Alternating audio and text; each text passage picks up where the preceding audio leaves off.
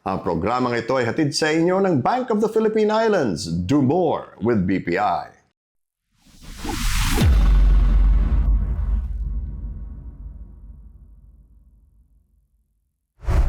Mabuhay teammates, ito ang Basketball Universe at ako si Bill Velasco.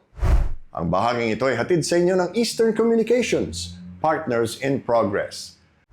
Bata pa lang sa Pangasinan, si Danny Ildefonso ay hindi niya akalain makakarating siya ng Maynila, makakapaglaro sa PBA at magiging two-time MVP. Pero ninais niya sa kanyang puso na maging basketballista rin ang kanyang mga anak. Sa ngayon, siya ay isang assistant coach ng Converge Fiber Xers. Lakay, kailan mo sinimulang mag-isip na lumipat sa pagiging coach? Kailan nagsimula? After 1 year ko na nag-retire, na-bored din ako sa bahay. Nabagot ka. Oo, nabagot din. Sabi ko nga, akala ko kaya ko dati na Walang ginagawa? walang ginagawa. Magbabike na lang kung ano-ano maging busy. Pero nahanap pa rin yung basketball. And at the same time, may nagsasabi sa akin na sayang naman yung mga andyan. Oo. Oo, na sana na may share mo sa mga kabata, sa mga ibang players para naman maging makatulong ka pa sa kanila. Then, yun, nag-start doon. Tapos inisip-isip ko din, oo nga, no? Sayang din. Then, yun nga, balik tayo doon. Hinahanap-hanap pa rin ng katawan ng basketball. So, doon na ako nag-start. Start sa Ateneo kasi at the same time, andun yung anak ko. Oo. Si Dave, si Sean, andun sila. So, yun na.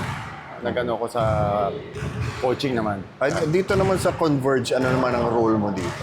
Ang role ko naman dito, syempre, assistant to the assistant. Skills, big man skills. Okay. Ako.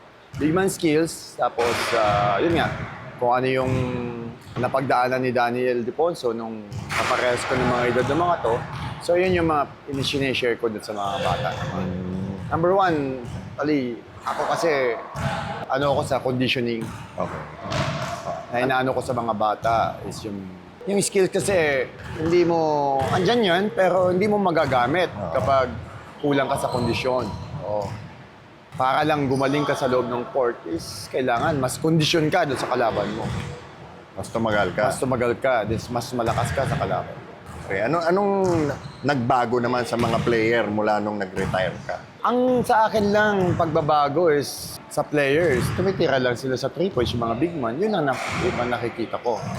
Oo, tumitira sa yung mga big man. Unlike dati, conventional na talagang hindi ka pwede. Oo. Pagagalitan ka? Papagagalitan ka. Unless na ikaw yung 4-5. Oo. Nag-start yung mga nakikita ko ng ganyan, si Mick Pinisi, alam ko siya, tumitira sa labas yung big man, di ba?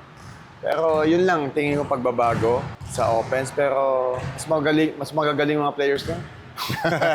Ang lalaki pa. Oo, di ba? Kumusta naman ang Converge this coming season? Tingin ko magiging maganda naman kasi una-una maaga kami nag-practice. And mag-ano pa rin kami diyan, kung ano yung sa draft, kung makikita. Sana makakuha kami ng magandang draft pa. Then, well, tumatanda yung mga bata, nagkakaano din. Then, tingin ko mas number 1 is yun sa conditioning namin kasi talagang maano din si Coach Mielanti na talagang hinihigpitan. And maganda, nagbubuhat naman lahat yung mga players.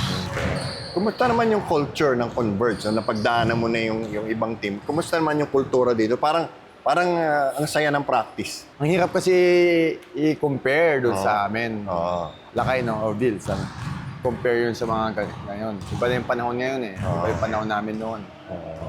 Okay. So, nakita mo naman masaya. So, doon kasi San Miguel talagang iba. Very competitive. Oo. Kung saan magiging effective yung mga players, saan din magiging effective din yung mga unang kung saan ako nanggaling. So, kanya-kanya yan eh. Oo. Kaya ang hirap ko i-explain. Oo. Tsaka yung mga players namin dati, iba din. Intact, tsaka compare ngayon. Punta naman natin yung dalawang boys mo. Gaano ka kasaya o ka-proud na nakikita mong maganda nilalaro nila ngayon? Lalo na si Dave. Una-una nga, sabi ko na sa iyo before na makita ko pa lang yung mga anak ko na naglalaro ng basketball. Wala pa sila sa pro. Nasa SBP, nasa Milo pa lang.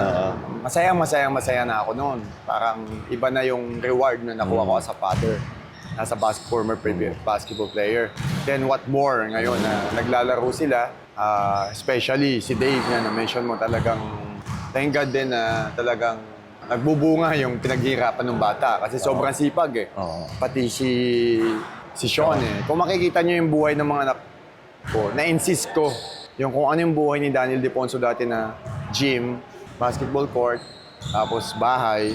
Although may konting ano lang kasi syempre yun nga iba na yung panahon ngayon. Talagang yun ang yun ang talagang inadapt nila sa akin. Kasi alam ko nga tulad yung na-mention ko kanina, ako kasi the born na most condition ka na player. Talagang magagawa mo lahat eh. Lamang ka. no? Lamang ka.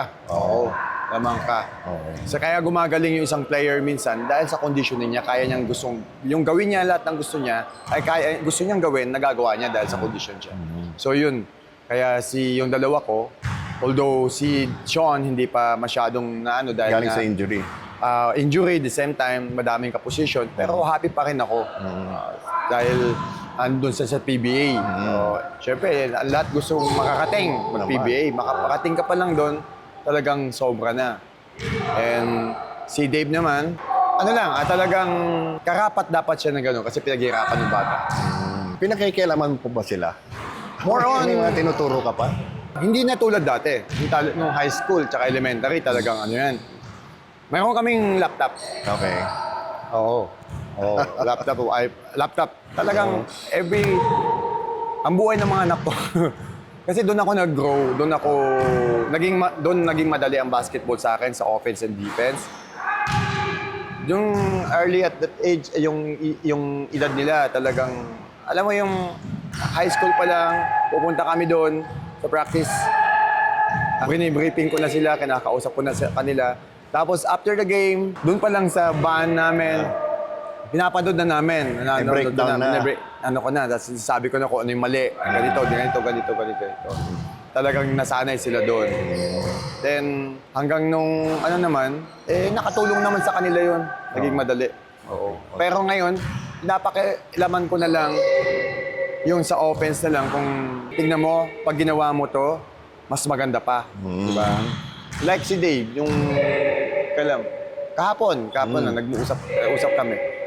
Yung ganito, yung player na to, nung matake ka sa going right, tapos kinambyo mo going left. Dapat kung isang kaldag mo pa, mas maganda pa. Kasi kaysa dribble ka, pull up ka, sabi ko nga. Siguro pull up ka lang kung talagang malaki sa'yo. Hindi mo kayang i-overpower. Pero kung kaya mo i-overpower, isang kaldag mo pa, ramdam mo na kaya mo pa. Either isa pan dribble or this. Yung mga ganung bagay na lang. So yung konting detalye na lang. Ang programang ito ay hatid sa inyo ng Bank of the Philippine Islands. Do more with BPI. Waterproofing o sealant ba ang hanap mo? Sa German technology ng Sista, protektado ka ng 10 taon. Yan ang tapal na tatagal. Ang bahaging ito ay hatid sa inyo ng Smart Sports. Ngayong basketballista na at matagumpay na kanyang 2 anak na si Sean at Dave, ano pa ba ang nais ni Daniel Defonso na mangyari sa kanilang mga career? Ngayong nakikita mong successful na yung mga anak mo, ano pa ang mga pangarap mo para sa kanila? Pangarap ko sa kanila, number 1, magiging good health. Healthy sila palagi. And pangarap ko pa na maabot pa nila yung tuktok kasi Makapag-champion. mag-champion. Yeah. Thank you. Kasi hindi ka maibibilang eh. Tama. Hindi ka matatandaan kahit ilang years ka naglaro sa PBA. Kinikwenta yun eh. Oo, kung ilang years ka sa PBA or sa any pro leagues, kapag hindi ka champion, hindi ka matatandaan. Oo. Kaya the best is mag-champion ka para matandaan ka. Ang bahaging ito ay hatid sa inyo ng Nickel Asia Corporation. At yan ang Basketball Universe para sa araw na ito. Subaybayan kami ng Lunes, Miyerkules at Biyernes sa YouTube at Facebook. Kaya LSS, like, share, and subscribe at follow na rin. Nais namin pasalamatan ang aming mga sponsor. Bank of the Philippine Islands, Eastern Communications, Eurotex, Sista, Smart Sports at Nickel Asia Corporation. Laging tatandaan, saan man kayo at anuman ang ginagawa ninyo, magkakampi tayo. Ako si Bill Velasco at ito ang Basketball Universe.